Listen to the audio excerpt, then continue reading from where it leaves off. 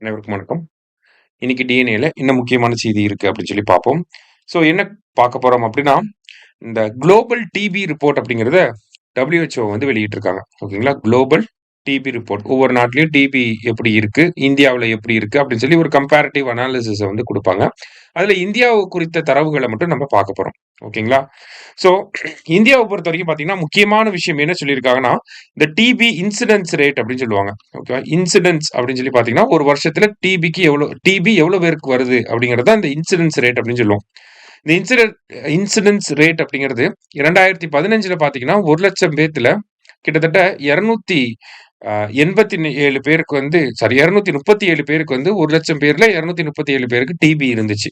அது அப்படியே 2024ல வந்து பார்த்தீங்கன்னா, கிட்டத்தட்ட 1,00,000 பேருக்கு வந்து அ 187ஆ கம்மியாயிருக்கு அப்படிங்கிற ஒரு தரவ சொல்லியிருக்காங்க. இதன் மூலியமா இந்தியாவுல டிபி இன்சிடென்ஸ் ரேட் அப்படிங்கிறது 21% குறைஞ்சிருக்கு.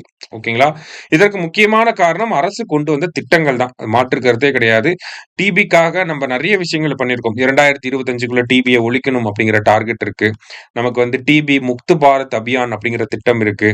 சமீபத்தில கூட டிசம்பர் 2024ல 100 டே இன்டென்சிஃபைடு டிபி கேம்பெயின் அப்படிங்கிற திட்டம் கொண்டு வந்திருந்தாங்க. நிக்ஸை போஷான் அப்படிங்கிற திட்டம் இருக்கு.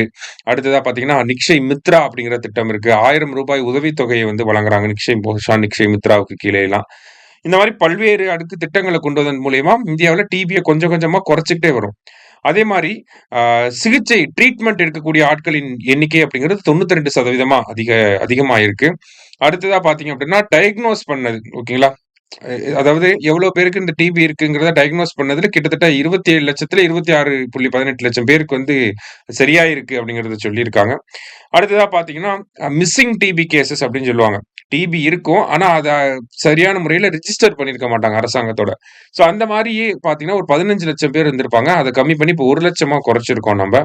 அதே மாரி பார்த்தீங்கன்னா, டிபியோடைய அந்த ட்ரீட்மெண்ட் சக்சஸ் ரேட் அப்படிங்கிறது 90% இருக்கு இந்தியாவுல. அதே மாரி டிபியோட மார்ட்டாலிட்டி காசநோயால ஏற்படக்கூடிய மரணங்கள் அப்படிங்கிறது 28லிருந்து 21ஆக குறைஞ்சிருக்கு. இது எல்லாமே இந்தியாவுடைய சாதனைகளா இருக்கு. சரிங்களா? இது prelims and mains point of வியூல 2த்துலயுமே முக்கியமான ஒரு செய்தி. அதனால நல்லா படிச்சு வச்சுக்கங்க. ஸ்கீமோட எஃபெக்டிவ்னஸ் எப்படி இருக்கு அப்படின்னு சொல்லி கேட்கிறப்ப, டிபியோட ஸ்கீம்ஸோட எஃபெக்டிவ்னஸ் எப்படி இருக்குன்னு கேட்கிறப்ப, இத பத்தி நம்ம இந்த பாயிண்ட்ஸ் எல்லாம் நம்ம லிஸ்ட் அவுட் பண்ணணும். சரிங்களா? ஸோ முக்கியமான செய்தி நல்லா படிச்சு வச்சுக்கோங்க. நன்றி.